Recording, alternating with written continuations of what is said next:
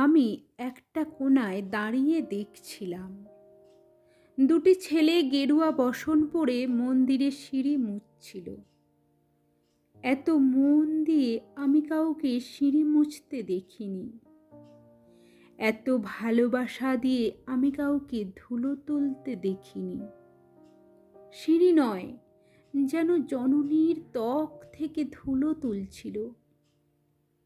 এভাবে কেউ সিঁড়ি থেকে ধুলো মুছতে পারে এ আমি কোথাও দেখিনি।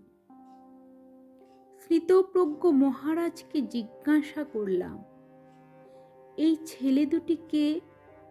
মহারাজ মৃদু হেসে বললেন, একজন নিউক্লিয়ার ফিজিসিস্ট, একজন IBM এ 6 লাখ টাকা চাকরি ছেড়ে এখানে এসেছে। সিঁড়ি ধুতে এসেছে। যে সিঁড়ি দিয়ে মানুষ ওপরে ওঠে তা যেন পরিষ্কার হয়। মহারাজ চলে গেছেন।